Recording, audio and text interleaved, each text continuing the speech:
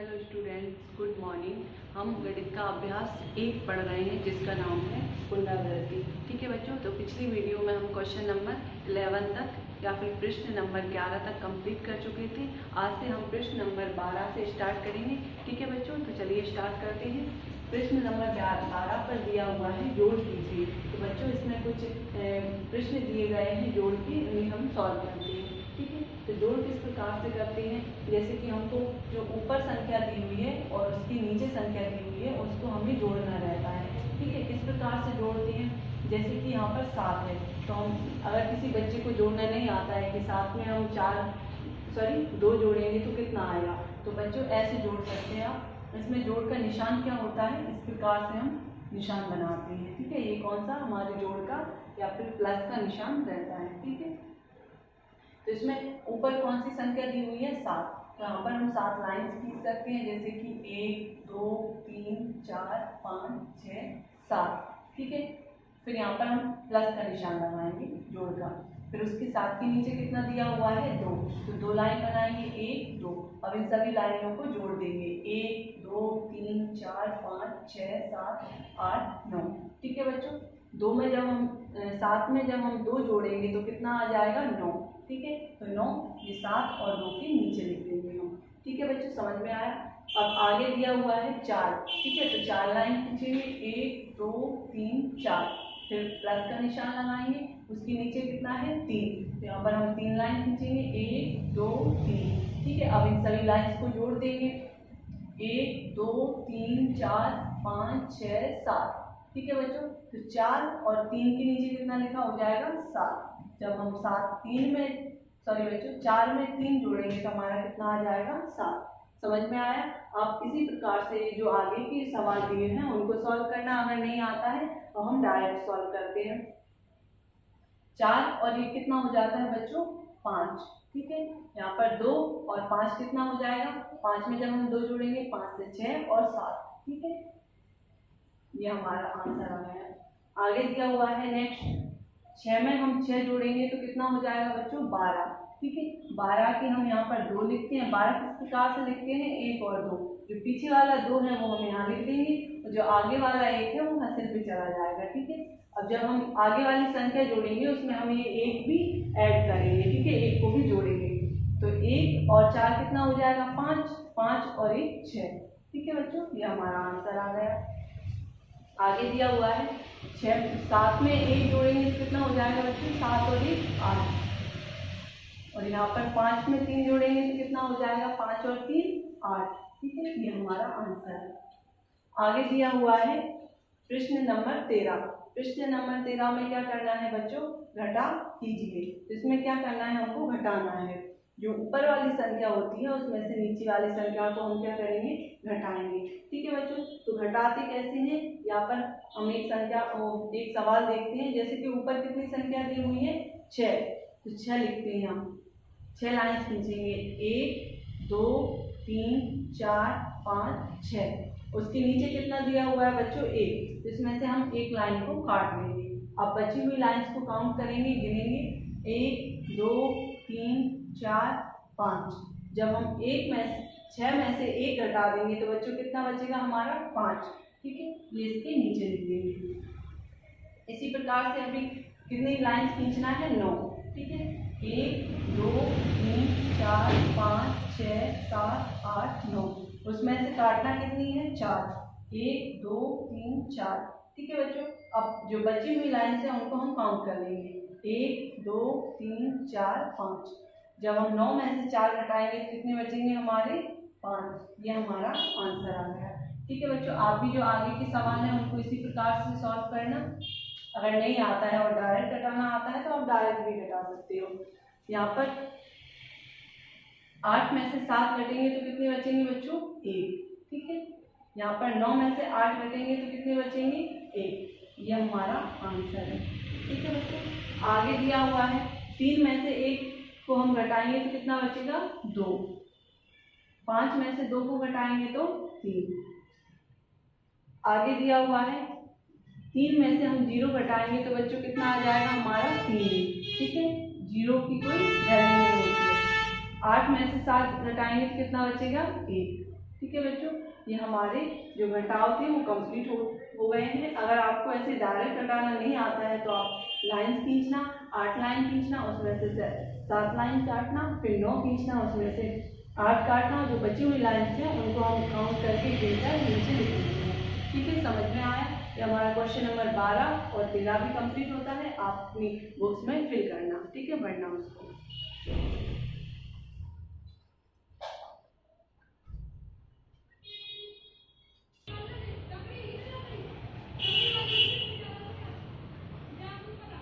बच्चों, हमारा next question दिया हुआ है क्वेश्चन नंबर 14। ठीक है, इसमें क्या करना है, गुणा कीजिए। तो अब जो हमारी जो संख्या दी हुई है उनका हमको क्या करना है, गुणा करना है। गुणा किस प्रकार से करते हैं, चलिए देखते हैं। जो हमारी पीछे वाली संख्या होती है बच्चों, जैसे कि पीछे संख्या कितनी दी हुई है, 4, और आगे ये गुणा का निशान होता है इस प्रकार से। जो क्रॉस का निशान होता है वो हमारा कौन सा निशान होता है, गुणा का। ठीक है, तो आगे कौन सी संख्या दी हुई है, 6, और पीछे ये कौन सी संख्या है, 4। तो 4 का पहाड़ा हमको 6 बार पढ़ना रहता है। जब हम 4 का पहाड़ा 6 बार पढ़ेंगे तो हमारी जो भी संख्या आएगी वो हम यहाँ पर लिख देंगे। ठीक है, तो 4 का पहाड़ा हम 6 बार पढ़ते हैं। 4 एकम 4, 4 दूनी 8, 4 तिया 12, 4 चौक 16, 4 पंजे 20, 4 छन 24। ठीक है, 4 का पहाड़ा जब हमने 6 बार पढ़ा तो यहाँ पर कितना आ गया, 24।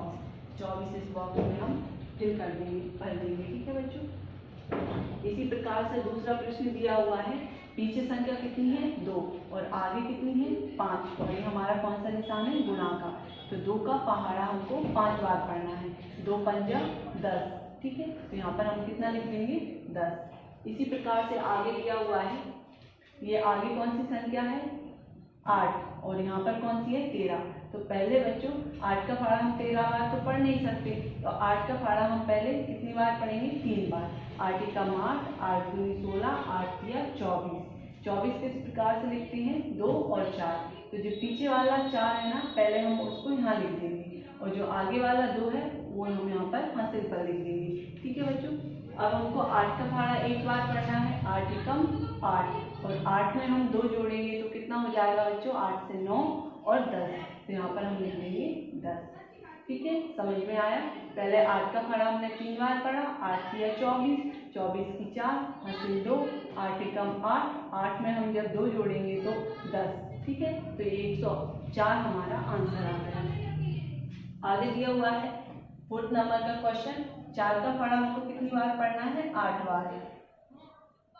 4 8 32। ठीक है बच्चों, यहाँ पर हम कितना लिख देंगे, 32। आगे दिया हुआ है 8 का फाड़ा कितनी बार पढ़ेंगे हम, 3 बार। 8 तिया 24, यहाँ पर लिख देंगे हम 24। यहाँ पर 9 का फाड़ा कितनी बार पढ़ना है, 7 बार। 9 7 63, 63 की 63 यहाँ पर हम लिख देंगे। ठीक है बच्चों, समझ में आया? ये हमारा क्वेश्चन नंबर जो 14 था वो कंप्लीट होता है। ठीक है, आगे दिया हुआ है क्वेश्चन नंबर 15 या फिर प्रश्न नंबर 15। ठीक है, इसमें क्या करना है, भाग कीजिए। भाग का निशान होता है बच्चों इस प्रकार से। ठीक है, अब भाग कैसे करते हैं वो देखते हैं। यहाँ पर हमको जो 6 दिया हुआ है वो हमारा क्या है, भाजक है। ठीक है बच्चों, और जो अंदर दिया हुआ है वो हमारा भाज्य होता है। जो हमारा आंसर आएगा वो भागफल रहेगा, और अगर कुछ शेष बचता है तो वो हमारा शेषफल रहता है। ठीक है बच्चों, तो हमको 6 का पहाड़ा ऐसे पढ़ना है कि उसमें या तो 30 आ जाए या फिर इससे कम आए, उससे ज़्यादा नहीं आना चाहिए। तो 6 के फाड़े में 30 कितनी बार में आएगा बच्चों, 5 बार में। 6 पंजा 30। ठीक है, तो जो हमारा कितनी बार में आया, 5 बार में, तो 5 हम यहाँ लिख देंगे जो हमारा आंसर रहेगा। और 6 पंजा 30, तो 30 हम 30 के नीचे लिखेंगे। ठीक है, यहाँ पर माइनस का निशान लगाएंगे और यहाँ पर घटाएंगे। 0 में से 0 जाएगा बच्चों तो कितना बचेगा, कुछ नहीं बचेगा। 3 में से 3 जाएंगे तब भी यहाँ पर कुछ नहीं बचेगा। ठीक है, ये हमारा जो पहला प्रश्न था वो कंप्लीट होता है। समझ में आया होगा आप सभी को? 6 के फाड़े में 30 कितनी बार में आया बच्चों, 5 बार में। 6 पंजा 30, ये हमने यहाँ पर 5 लिख दिया, 30 के नीचे लिख दिया और इस प्रकार से घटा दिया, तो ये हमारा आंसर है। इसी प्रकार से आगे देखते हैं। 4 के फाड़े में 28 कितनी बार में आएंगे बच्चों, 7 बार में, 4 7 28, तो 7 हम यहाँ लिख देंगे और 28 28 के नीचे यहाँ पर ये घटाने का निशान लगाएंगे और इसमें से घटा देंगे। 8 में से 8 जाएगा तो कितना बचेगा बच्चों? कुछ नहीं बचेगा। 2 में से 2 जाएंगे तब भी कुछ नहीं बचेगा। ठीक है, ये हमारा आंसर आ गया 7।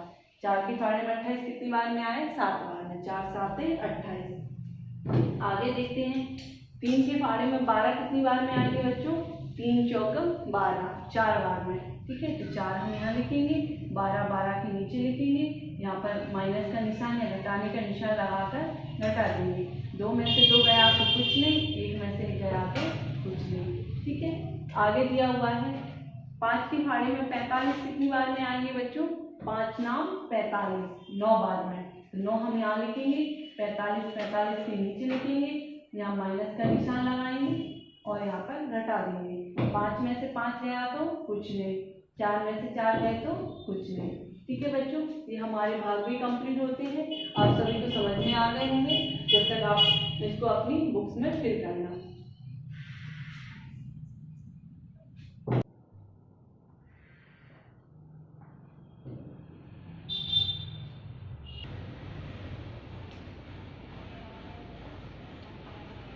आगे नेक्स्ट क्वेश्चन दिया हुआ है बच्चों 16 नंबर का, जिसमें दिया हुआ है रिक्त स्थानों को पूरा कीजिए। यहाँ पर हमको कुछ रिक्त स्थान दिए गए हैं, उनको हमें पूरा करना है। ठीक है, तो देखते हैं पहले पे क्या दिया हुआ है।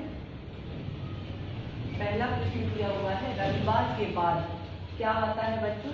सोमवार। तो जो हमारा पहला खाली स्थान है उसमें हम क्या लिख देंगे? सोमवार। रविवार के बाद कौन सा बार आता है? सोमवार। ठीक है, आगे दिया हुआ है दूसरे नंबर पर एक सप्ताह में कितने दिन होते हैं बच्चों? एक सप्ताह में 7 दिन होते हैं। ठीक है, तो यहाँ पर हम लिख देंगे 7। ठीक है, 7 दिन होते हैं। आगे दिया हुआ है एक महीने में कितने दिन होते हैं? तो एक महीने में बच्चों 30 दिन होते हैं। ठीक है, तो जो तीसरे नंबर का खाली स्थान है उसमें हम क्या कर देंगे? 30। चौथे नंबर पर दिया हुआ है शुक्रवार से पहले कौन सा दिन आता है? तो शुक्रवार से पहले कौन सा दिन आता है बच्चों? गुरुवार। ठीक है, तो चौथे नंबर के खाली स्थान में हम लिख देंगे गुरुवार। ठीक है, समझ में आया? पहले खाली स्थान में सोमवार लिखा, दूसरे में 7, तीसरे में 30 और चौथे में गुरुवार। रविवार के बाद सोमवार आता है। एक सप्ताह में 7 दिन होते हैं, एक महीने में 30 दिन होते हैं और शुक्रवार से पहले गुरुवार आता है। ठीक है, आगे दिया हुआ है प्रश्न नंबर 17, इसमें लिखा हुआ है जोड़कर उचित धनराशि लिखिए। यहाँ पर कुछ बच्चों हमें नोट बनाकर दिए हुए हैं, जैसे कि पहले प्रश्न में 5 प्लस 5 का नोट बनाकर दिया हुआ है। जब हम 5 में 5 जोड़ेंगे बच्चों तो हमारी कितनी धनराशि हो जाएगी? 10। ठीक है, यहाँ पर हम लिख देंगे 10। ठीक है, जब 5 और 5 को जोड़ेंगे दोनों नोटों को तो कितना हो जाएगा? 10। ठीक है, आगे दूसरे नंबर पर दिया हुआ है हमारा एक नोट 10 का है और दूसरा भी 10 का है, दोनों को जोड़ना है। 10 और 10 कितना हो जाएगा बच्चों? 20। ठीक है, तो इसका आंसर क्या हो जाएगा? 20। समझ में आया? ये हमारा क्वेश्चन नंबर 17 भी कंप्लीट होता है। आप इसको बुक्स में फिल कीजिए।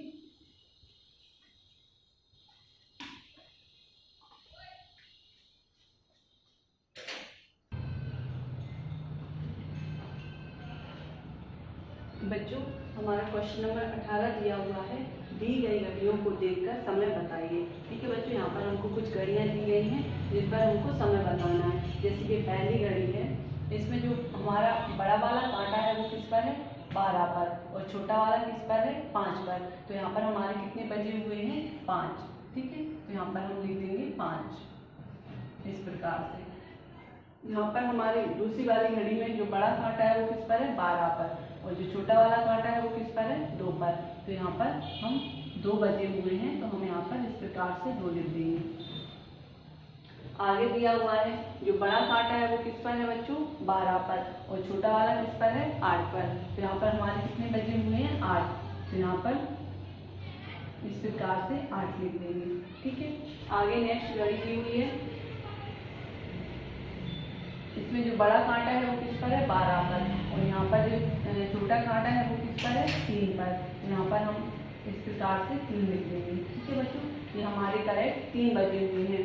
अगर यहाँ पर जो बड़ा कांटा 5 पर है, सॉरी बच्चों छोटा कांटा 5 पर है और जो 12 बड़ा वाला कांटा है वो अगर 11 पर होता तो यहाँ पर कितने बजे हुए होते बच्चों? 5:55। ठीक है, तो अगर हमारा 12 पे दिया हुआ है कांटा तो यहाँ पर करेक्ट कितने बजे हुए हैं? 5। ठीक है, समझ में आया? आगे दिया हुआ है नेक्स्ट क्वेश्चन 19 इबारती प्रश्न। तो कुछ हमें इबारती प्रश्न दिए गए हैं जिनको हम सॉल्व करते हैं। एक माचिस की डिब्बी में 25 तीलियां हैं, जिससे हम जलाते हैं ना माचिस में, वही तीलियां। ठीक है, एक माचिस की डिब्बी में 25 तीलियां होती हैं। 60 डिब्बियों में कुल कितनी तीलियां होंगी? जब एक डिब्बी में कितनी है बच्चों? 25, तो 60 डिब्बियों में कितनी होंगी? इसके लिए हमको क्या करना पड़ेगा? 25 में 7 से गुणा करना पड़ेगा, तो हमारी तीलियों की संख्या निकल आएगी। तो चलिए सॉल्व करते हैं।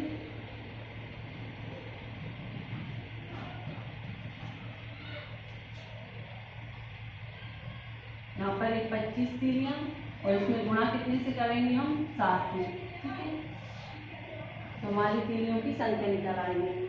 7 पन्ना 35, 35 की 5, हासिल आई 3, 7 दूनी 14, 14 और 3 14 से 15, 16, 17। ठीक है बच्चों, ये कितना निकल के आया हमारा प्रश्न? सॉरी उत्तर 175। तो हमारी कुल तीलियों की संख्या कितनी है बच्चों? 175। यही हमारा आंसर है। एक माचिस की डिब्बी में कितनी? 5 तीलियां थी, तो 7 डिब्बियों में कितनी हो जाएंगी? 175 तीलियां। ठीक है, आप इसको नोट कीजिए।